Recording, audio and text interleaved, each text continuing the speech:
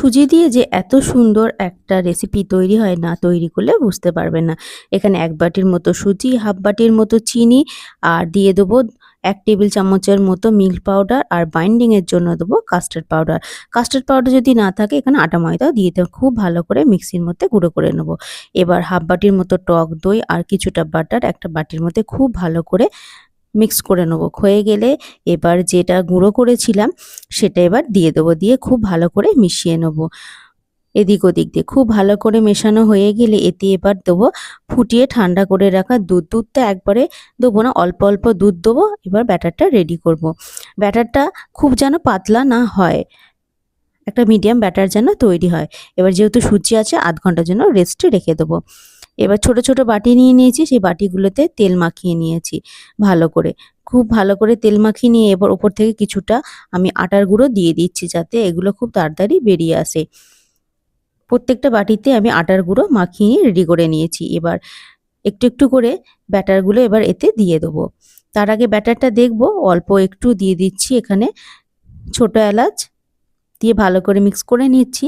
এবার দেবো এখানে বেকিং পাউডার অল্প পরিমাণে, দিয়ে ভালো করে মিক্স করে নেব। ভালো করে মেশানো হয়ে গেলে এবার বাটির মধ্যে দিয়ে দেবো। বাটিতে ভর্তি করে দেবো না, হাফ করে দেবো, কারণ এগুলো ফুলে উঠবে, তাই অর্ধেকটা করে আমি এগুলোকে দিয়ে দিচ্ছি। দিয়ে এটাকে এবার আমি একটা থালার মধ্যে নিয়ে নেব। নিয়ে এটাকে কিছুক্ষণের জন্য স্টিম করব। তো কড়াইতে আগে থেকে আমি কিছুটা বালি গরম করে নিয়েছি। এইভাবে এটাকে ০.৫ ঘন্টার জন্য রেখে দেবো। রেখে দিয়ে এবার গ্যাসের ফ্লেমটা লো করে রেখে দেবো। এবার আরেকটা প্যান নিয়ে নিয়েছি, প্যানেতে দিয়ে দিয়েছি ১ কাপের মতো দুধ আর দিয়েছি মিল্ক পাউডার ২ টেবিল চামচের মতো, আর আন্দাজ অনুযায়ী চিনি দিচ্ছি। দিয়ে ভালো করে একটা মালাই তৈরি করব ঘন করে। এভাবে দুধটাকে কন্টিনিউ ফুটিয়ে ফুটিয়ে একটা ঘন মালাই তৈরি করে নেব। তো মালাইটা আমার রেডি হয়ে গেছে। এবার এই বাটিগুলোকে একদম ঠান্ডা করে হয়ে গেছে যখন, তখন নামিয়ে নিয়ে এসেছি। এবার দেখুন কত সুন্দর তৈরি হয়ে গেছে এই কেকগুলো। এগুলো শুধু খেতেও কিন্তু খুব ভালো লাগে। এবার এই বাটিগুলো থেকে কেকগুলো নামিয়ে এই মালাইগুলো এবার ওপর থেকে আমি ছড়িয়ে দিচ্ছি।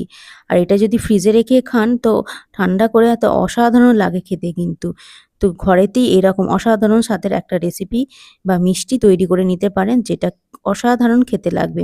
তো অবশ্যই রেসিপিটা তৈরি করবেন। রেসিপিটা যদি ভালো লেগে থাকে তো অবশ্যই চ্যানেলটা সাবস্ক্রাইব করবেন। আরও নিত্য নতুন রেসিপি পাওয়ার জন্য, ভিডিওটা দেখার জন্য অসংখ্য ধন্যবাদ।